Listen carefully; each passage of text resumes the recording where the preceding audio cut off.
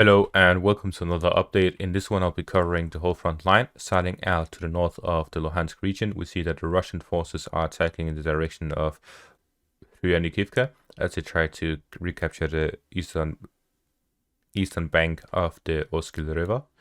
At the same time, we see fighting along the whole front line in the Luhansk region around Novoselivske, Silmahivka, as well as the Makivka area west of Plushenka, the Nevska area west of Chernopopivka, and most importantly here west of Dubrova towards the direction of Yampolivka and Torske, as well as in the first line south of Dubrova.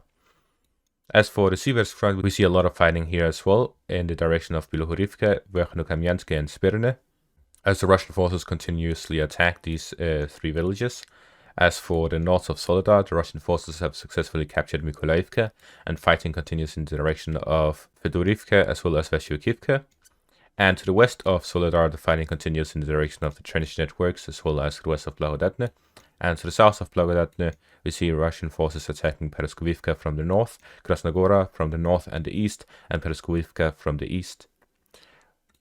At the same time, in the Bakhmut area itself, we see that the Russian forces are attacking from the east and the south. And to the west of Bakhmut, we see that the Russian forces are continuing their attacks into the northwestern outskirts of the Klishchivka forest area, which is to the southwest of Ivanivske.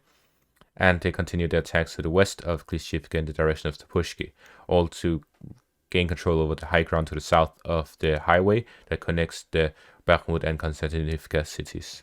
Fighting is also reported to the west of Koryomivka as the Ukrainian forces are attempting to cross the canal and regain control over the western bank of the canal so they can start a defensive line along the whole canal rather than falling back to the Konstantinivka-Sloviansk line.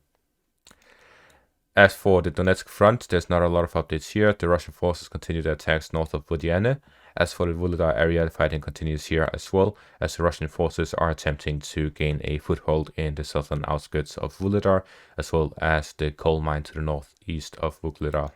As for the Zaporizhia front, or the whole front line in general, the Russian forces continue large amounts of artillery strikes across the whole front line, as they've been doing since the start of the war. So it's very significant because we see that the Russian forces are heavily focusing their attacks around the Kreminna-Bakhmut area.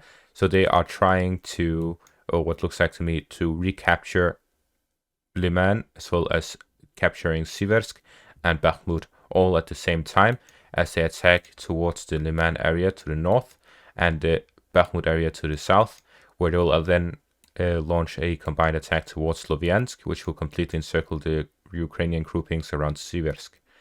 So similar to what we had been expecting prior to the Ukrainians recapturing Liman, that is what they are trying to do now, where they are attacking across the whole front in the Luhansk region, push them towards the river lines, and then possibly a separate push towards Liman itself, while at the same time we see them pushing along the Siversk line and the highway going between Bakhmut and Siversk, which have cut off for the Ukrainians.